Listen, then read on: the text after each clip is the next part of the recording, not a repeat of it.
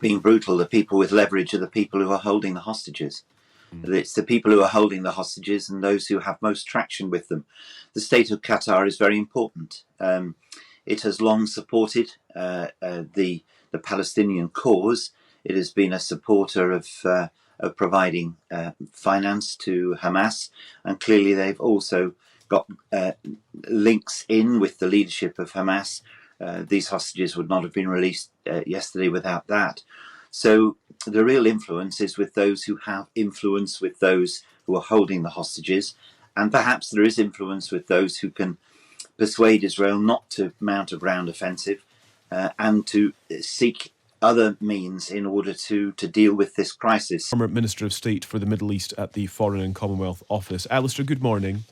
Morning, Callum. Yeah, first of all then, so we wait to see if the Rafah crossing will actually open, but that's the information that the US Embassy is publishing this morning. Do you feel like these sorts of things, and let's tie in the release of 2 hostages as well to that, and let's tie in also the delay in the ground offensive, is this diplomacy working, yielding results? Well, the release of the 2 hostages is obviously a good thing, and a good thing for the families involved. It's a glimmer of hope, but it's just a start. The fact that there has not been a ground offensive yet gives an opportunity for more talking. What seems to be clear is that the more civilian casualties that are reported from Gaza, and the more difficult the scenes are to watch, it shifts the balance of opinion in relation to what has happened, and makes things more difficult for Israel pressing forward with its proposed plan. Diplomacy has got to be better than any other answer than people can see at present in what might happen in Gaza. So I suppose it is an opportunity, but at the moment it seems very slim. In terms of, I suppose, the possibilities here, who are the people with leverage? Is it President Biden? Is it Prime Minister Sunak? Are these the right people to be going into bat, and are they having an effect? Well, being brutal, the people with leverage are the people who are holding the hostages. It's the people who are holding the hostages and those who have most traction with them.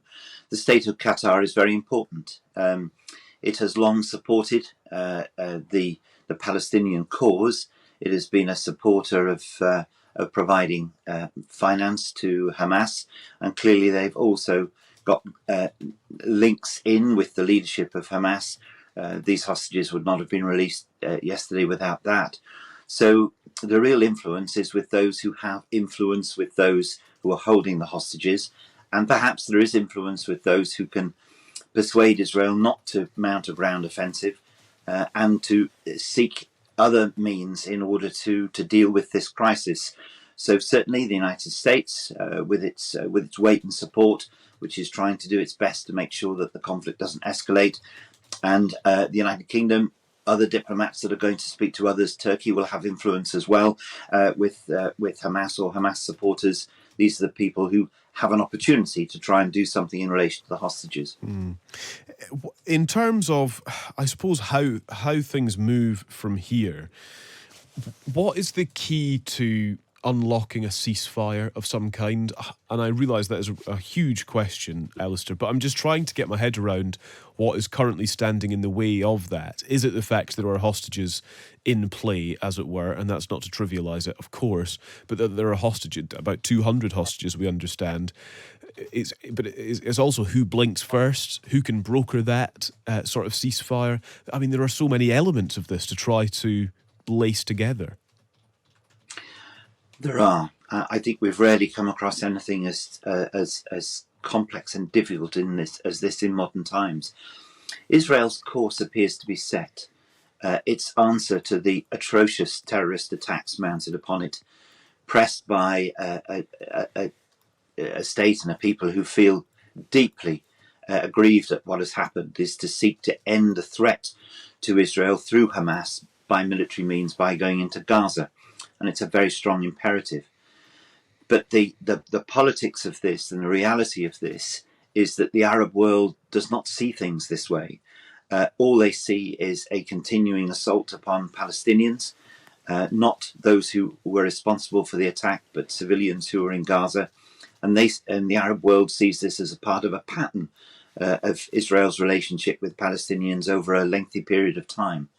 And so the longer the physical assault on Gaza goes on, and the risk of a ground assault producing more civilian casualties only emphasizes that narrative. And there is almost no connection between the two. They're two contradictory positions. So trying to find a way through that would recognize what had been done to Israel with some form of justice, but yet keep the avenues open for moving forward to resolve the Palestinian crisis, which ultimately is at the heart of all this.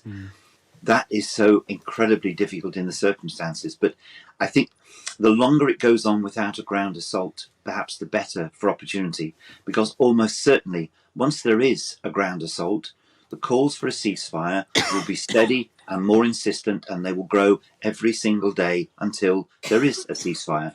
Only by then, thousands more will have died on the Israeli side, as well as because their soldiers will be caught up in almost impossible conditions, and many other civilians will have died.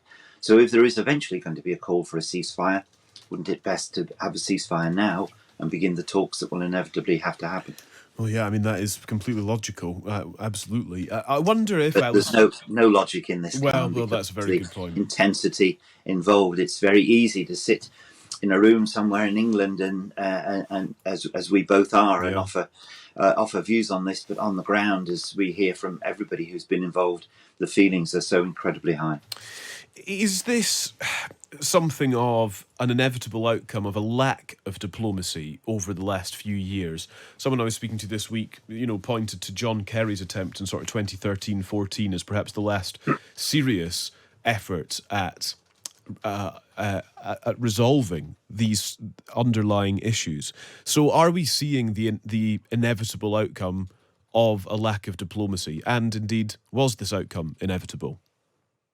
Yes, absolutely. It is the failure of absolutely everything. I approached David Cameron in 2010, when I was appointed Minister for the Middle East, and I said, would you let me get more involved in the issues between Israel and Palestine, with which I'd been involved for 30 years? And he came back and said no. And he said no because it's going to get nowhere. There's no chance of being involved. We don't want to spend political capital on this because there are other things to be doing. And he wasn't wrong. We gave every support to John Kerry, but he was right in the sense that there wasn't an answer and people weren't looking for one. I spent a lot of the last year with a group closely involved with Jerusalem, visiting governments and making the case that because of the rise of tension on the West Bank, the problems at Al-Aqsa, the growing violence of some of the settlers in the occupied West Bank, there was a likelihood of an outbreak of a serious violence we'd never seen before. And the response from governments was, we accept your analysis, but there's nothing we can do. Bandwidth is stretched because of Ukraine. There is no efforts being made. There's no desire from the leadership either amongst Palestinians or Israel to resolve this at this stage. Nothing is going on. It is indeed the failure of all the efforts that have been made, and it's reached this cataclysmic position. The answer now is, I think, the Arab world has to take a lead here, because there are people who want to see a very different Middle East. That's why we had the Abraham Accords. That's why Saudi Arabia was talking to Israel.